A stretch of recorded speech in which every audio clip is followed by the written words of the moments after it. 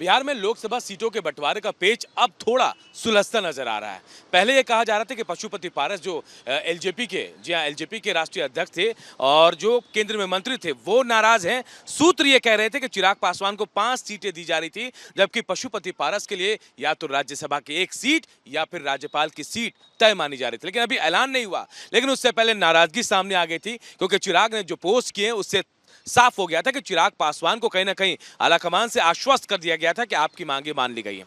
ऐसे में पशुपति पारस की नाराजगी जाहिर थी और उन्होंने भी एक दिन पहले तक साफ कर दिया कि उनके पास बहुत सारे विकल्प हैं, चुनाव लड़ेंगे वो, और उनकी बातचीत तमाम लोगों से चल रही है, चाहे एनडीए गठबंधन से हो या फिर दूसरे दलों से। लेकिन दूसरे दिन यानी आज सुबह तमाम तस्वीरें पूरी तरह से साफ हो गई। पशुपति पारस के घर पर ही आज अहम बैठक हुई, जो सांसद उनके हैं उनके साथ उनकी बैठकी हुई और थोड़ी देर बाद पूरी तस्वीर साफ हो गई।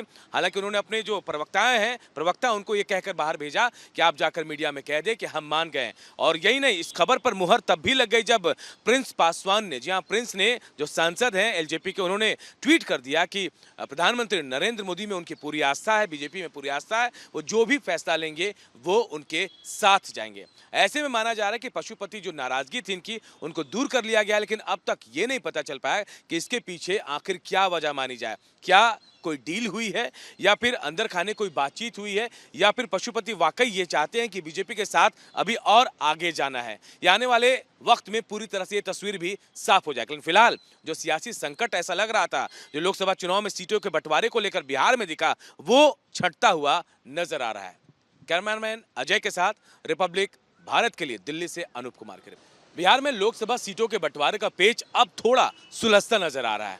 पहले ये कहा जा रहा था कि पशुपति पारस जो एलजेपी के राष्ट्रीय अध्यक्ष थे और जो केंद्र में मंत्री थे वो नाराज हैं। सूत्र ये कह रहे थे कि चिराग पासवान को 5 सीटें दी जा रही थी, जबकि पशुपति पारस के लिए या तो राज्यसभा की 1 सीट या फिर राज्यपाल की सीट तय मानी जा रही थी। लेकिन अभी ऐलान नहीं हुआ, लेकिन उससे पहले नाराजगी सामने आ गई थी, क्योंकि चिराग ने जो पोस्ट किए उससे साफ हो गया था कि चिराग पासवान को कहीं ना कहीं आलाकमान से आश्वस्त कर दिया गया था कि आपकी मांगे मान ली गई हैं। ऐसे में पशुपति पारस की नाराजगी जाहिर थी और उन्होंने भी एक दिन पहले तक साफ कर दिया कि उनके पास बहुत सारे विकल्प हैं, चुनाव लड़ेंगे वो, और उनकी बातचीत तमाम लोगों से चल रही है, चाहे एनडीए गठबंधन से हो या फिर दूसरे दलों से। लेकिन दूसरे दिन यानी आज सुबह तमाम तस्वीरें पूरी तरह से साफ हो गई। पशुपति पारस के घर पर ही आज अहम बैठक हुई, जो सांसद उनके हैं उनके साथ उनकी बैठकी हुई और थोड़ी देर बाद पूरी तस्वीर साफ हो गई। हालांकि उन्होंने अपने जो प्रवक्ता उनको ये कहकर बाहर भेजा कि आप जाकर मीडिया में कह दें कि हम मान गए। और यही नहीं, इस खबर पर मुहर तब भी लग गई जब प्रिंस पासवान ने, जी हाँ, प्रिंस ने जो सांसद हैं एलजेपी के, उन्होंने ट्वीट कर दिया कि प्रधानमंत्री नरेंद्र मोदी में उनकी पूरी आस्था है, बीजेपी में पूरी आस्था है, वो जो भी फैसला लेंगे वो उनके साथ जाएंगे। ऐसे में माना जा रहा है कि पशुपति जो नाराजगी थी इनकी, उनको दूर कर लिया गया, लेकिन अब तक ये नहीं पता चल पाया कि इसके पीछे आखिर क्या वजह मानी जाए। क्या कोई डील हुई है या फिर अंदर खाने कोई बातचीत हुई है, या फिर पशुपति वाकई ये चाहते हैं कि बीजेपी के साथ अभी और आगे जाना है। या आने वाले वक्त में पूरी तरह से ये तस्वीर भी साफ हो जाएगी। लेकिन फिलहाल जो सियासी संकट ऐसा लग रहा था, जो लोकसभा चुनाव में सीटों के बंटवारे को लेकर बिहार में दिखा, वो छंटता हुआ नजर आ रहा है।